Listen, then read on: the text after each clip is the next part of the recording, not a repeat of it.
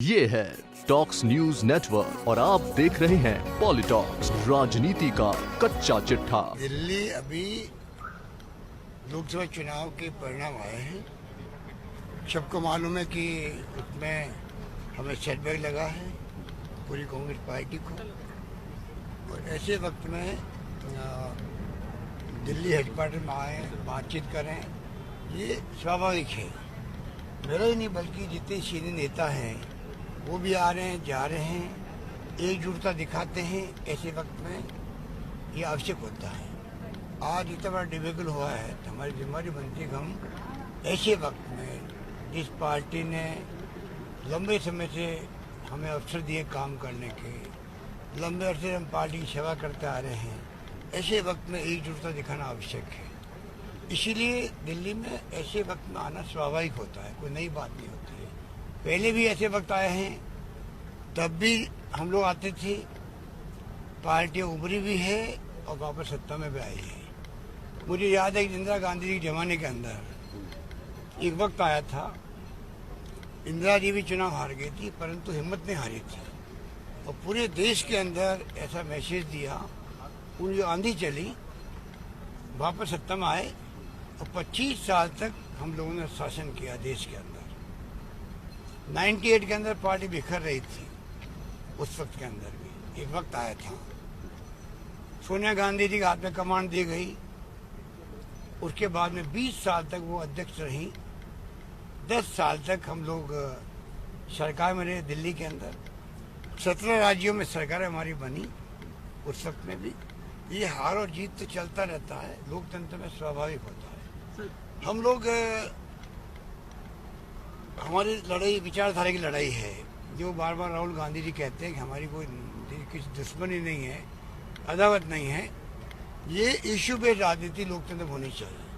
उससे हटके राजनीति की गई मोदी जी द्वारा, और किस प्रकार ध्रुवीकरण किया गया वोटों का, हिंदुत्व की बात, देश प्रेम की बात, पाकिस्तान के अंदर जो फौजों ने पराक्रम और शौर्य दिखाया, हम सबको गर्व है, पर उनको भी श्रेय लेने की बात।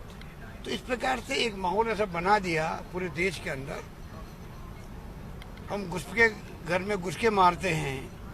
अरे इंदिरा गांधी के ज़माने में तो घुस के नहीं मारा, पाकिस्तान के 2 टुकड़े हो गए, बांग्लादेश बन गया, और हमारी फौजों ने पराक्रम और शौर्य दिखाया। उस वक्त में भी हम लोग युद्ध को जीते थे, और 93,000 सैनिकों को, मेजर, जनरल, कर्नल, सबको सरेंडर करवा दिया, हथियारों सहित। वो वक्त में था देश के अंदर, और अटल बिहारी वाजपेयी को कहना पड़ा हाउस के अंदर, पार्लियामेंट में, इंदिरा गांधी दुर्गा का रूप है।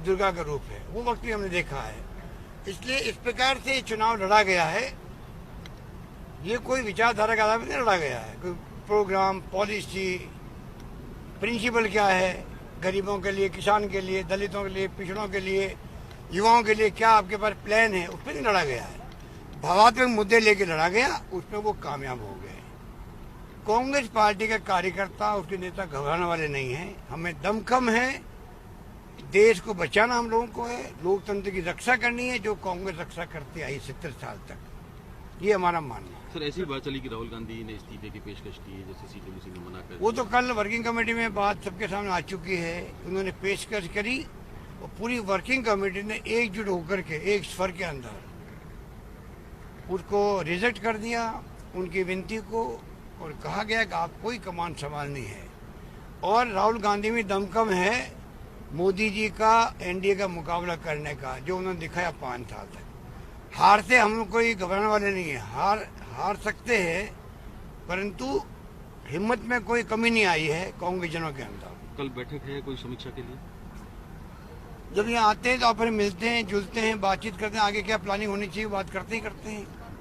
तो हमें चिंता ये भी है कि अभी राजस्थान के अंदर टीडी दल आ गया है, पाकिस्तान की तरफ से आता है, और वो हमला करता है हमारे यहाँ पर, फसलों को नष्ट कर देता है। अभी हमला किया हुआ है जैसलमेर पर। हमने अपने विभागों को कहा है कि आप केंद्र सरकार के संपर्क में रहें, क्योंकि केंद्र सरकार ही इस वक्त में आगे आकर के जो आवश्यक कदम उठाते हैं उनको उठाने पड़ते हैं।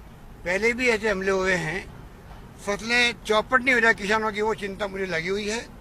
वो बात भी मैंने मेरे अधिकारियों ने करी है, वो इस संपर्क में है। जरूरत पड़ेगी हम और आगे कार्रवाई करेंगे। सर, सीडब्ल्यूसी की जो बैठक में कहा गया कि राहुल गांधी नाराज थे और खास करके कांग्रेस शासित राज्यों के मुख्यमंत्रियों के बेटों का जो चुनाव लड़ना, उसको लेकर के खबरें छपी यहाँ दिल्ली के अखबारों में। देखिए, खबरें तो छपती रहती हैं और कौन सी बात की संदर्भ में होती है, वो संदर्भ बदल जाते हैं मीडिया के अंदर आके। मीडिया में संदर्भ बदल जाते हैं और जब संदर्भ बदल जाता है तो जो न्यूज छपती है उसके दूसरे मायने निकलते हैं। ये पार्टी के अंदरूनी मामले होते हैं और राहुल गांधी जी को अधिकार है कहने का, क्योंकि वो हमारे कांग्रेस अध्यक्ष हैं, उनको सब अधिकार है कि किस नेता की कहाँ कमी रही कैंपेन के अंदर, किस नेता की कहाँ निर्णय में कमी रही। वो ऐसे वक्त में जब पोस्टमार्टम हो रहा है तो स्वाभाविक है कि कांग्रेस प्रेसिडेंट की ये अधिकार उनका है, स्वाभाविक है वो कमियां बताएंगे सबको।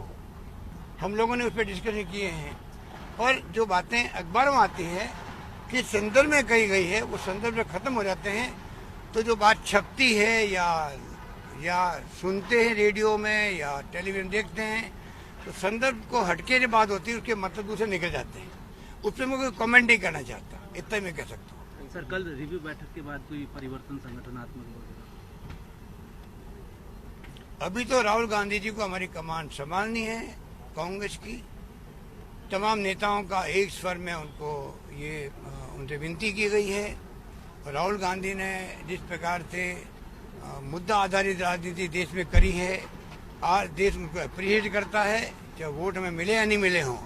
हर व्यक्ति की जुबान पर है कि ये इंसान दिल से बोलता है, ये इंसान मुद्दा आधारित बात करता है, ये इंसान करप्शन के ऊपर जो घेरा मोदी जी को, उसका जवाब आज तक नहीं आया है। राफेल का इन्होंने किसान की बात करी, उसकी बात कोई की नहीं गई है। नौजवानों की नौकरियां नहीं मिल पाई है, धोखा दिया गया देश को, उसकी बात की गई है। आज माहौल उनके पक्ष में है।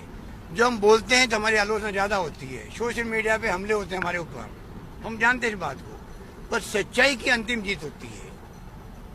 झूठ जीत सकता है, असत्य जीत सकता है शॉर्ट टर्म के लिए। अंतिम विजय सत्य की होती है, अंतिम विजय सत्य की होती है, अंतिम विजय सत्य की होगी, मैं कह सकता हूँ। ये है टॉक्स न्यूज नेटवर्क और आप देख रहे हैं पॉलिटॉक्स, राजनीति का कच्चा चिट्ठा।